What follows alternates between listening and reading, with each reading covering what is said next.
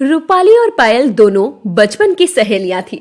दोनों में आपस में बहुत अच्छी दोस्ती थी, लेकिन उनकी दोस्ती समाज में मायने नहीं रखती थी, क्योंकि रूपाली जहां बहुत अमीर थी, वहीं पायल बहुत गरीब थी।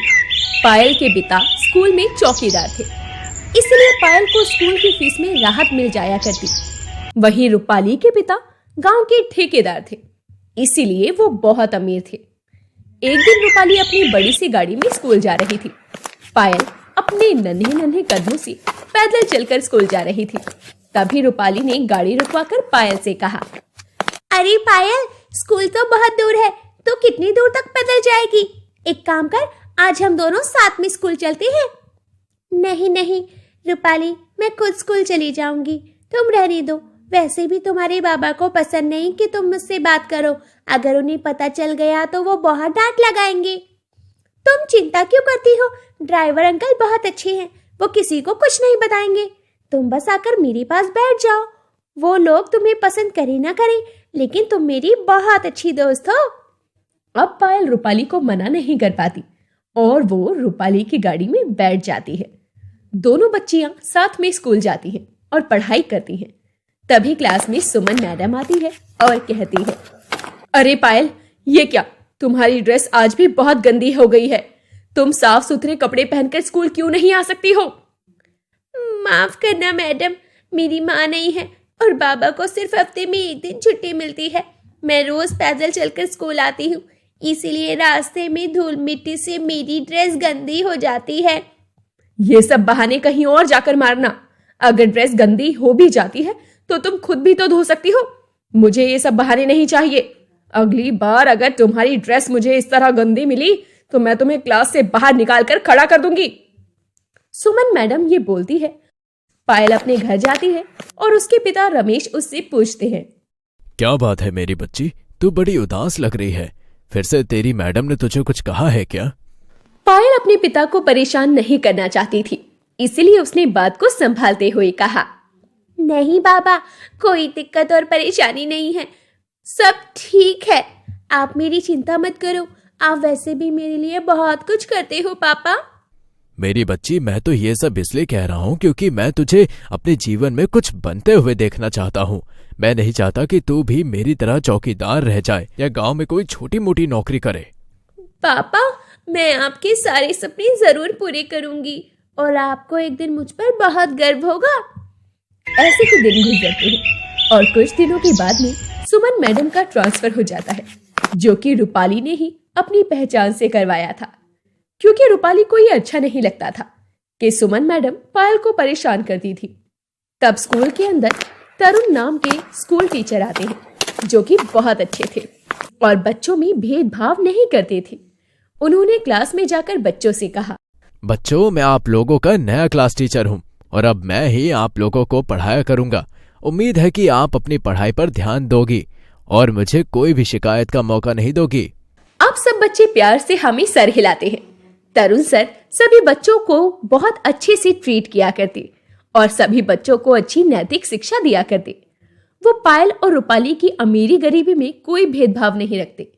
एक दिन तरुण सर ने क्लास में आकर सबसे कहा, बच्चों, स्कूल में 26 जनवरी का फंक्शन होने वाला है और जो भी इस फंक्शन में जीतेगा उसे पूरे 10,000 का इनाम दिया जाएगा। इसलिए सब लोग कंपटीशन में अपने अपने नाम लिखवा दो और अपनी तैयारी शुरू कर दो। रूपाली जाकर अपना नाम लिखवा देती है और वापस आकर सीट पर बैठ जाती है।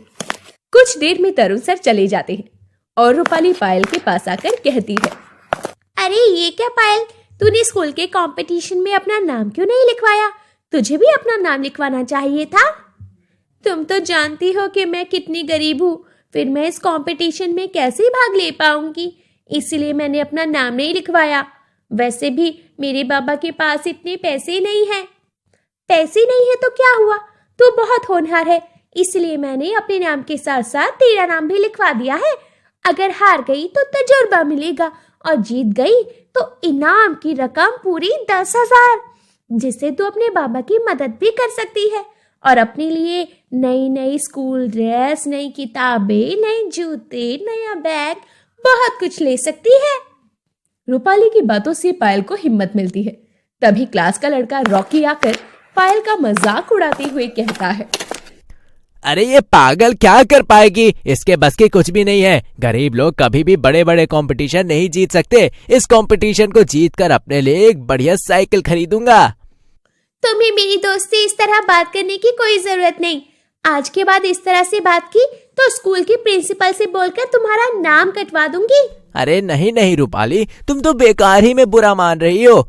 मैं तो पायल का मजाक उड़ा रहा था। तुम तो मुझे बहुत अच्छी लगती हो और मैं तो तुम्हें अपना दोस्त भी मानता हूँ। नहीं, जो मेरी दोस्त को अपना दोस्त नहीं मानता वो कभी भी मेरा दोस्त नहीं हो सकता। आज की बात तुम्हें मुझसे और पायल से दोनों से बात करने की बिल्कुल जरूरत नहीं है। पायल को अच्छा लगता है कि रूपाली उसका कितना साथ देती थी, तो वहीं रॉकी रूपाली से चिढ़ जाता है क्योंकि उसने पायल की तरफदारी जो की थी। जिसके बाद में कुछ दिन गुजरते हैं और एक दिन पायल रमेश से कहती है, बाबा मुझे कुछ भी समझ में नहीं आ रहा कि मैं कंपटीशन में क्या करूं, कविता गाऊं, डांस करूं या फिर कोई गाना गाऊं। बेटा तुम वो करो जो तुम्हें सबसे अच्छा लगता है और मुझे पूरी उम्मीद है कि तुम भी जरूर जीतोगी। आखिर तुम इतनी होनहार जो हो, मुझे तुम पर पूरा विश्वास है। ठीक है बाबा, फिर मैं एक काम करती हूँ। घर में बहुत सारी माँ की पुरानी साड़ियाँ पड़ी हैं, उनसे एक गाउन बना लेती हूँ। उसके बाद मैं कविता की तैयारी कर लेती हूँ। ठीक है बेटा, जैसा ही ठीक लगे तुमको। वैसे भी तुमने अपनी स्वर्गवासी माँ से थोड़ी बहुत सिलाई तो सीखी ही।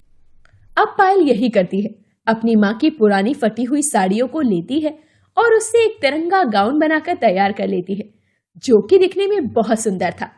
कुछ दिन गुजरते हैं और 26 जनवरी का दिन आ जाता है। पायल सुबह सुबह अपनी माँ की साड़ी से तैयार किया गया तिरंगा गाउन पहनकर कंपटीशन में जाती है और रूपाली उसे देखकर कहती है, अरे वाह पायल, ये गाउन तो बहुत सुंदर लग रहा है और बहुत महंगा भी। रॉकी भी ये सब सुन लेता है और रूपाली को ताना मारते हुए कहता है, इस गरीब के पास इतने पैसे कहाँ से आए जो ये इतना महंगा गाउन लेकर आई है। जरूर इसके बाबा ने ये गांव से कहीं से चुराया होगा या फिर किसी से भीख मांग कर लिया होगा। तुम्हें कितनी बार कहा है मुझसे और मेरी दोस्त से दूर रहो।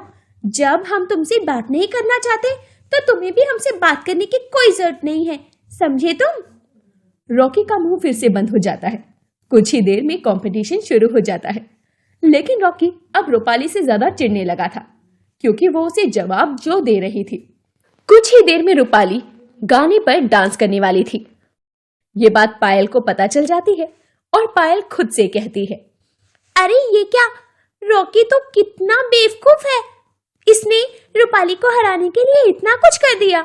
अब मुझे किसी भी तरह रूपाली को जितवाना होगा, वरना वो हार जाएगी। वो मेरी दोस्त है, उसने मेरा साथ हमेशा दिया है। मैं उसे हर्ट होती हुई नहीं देख सकती।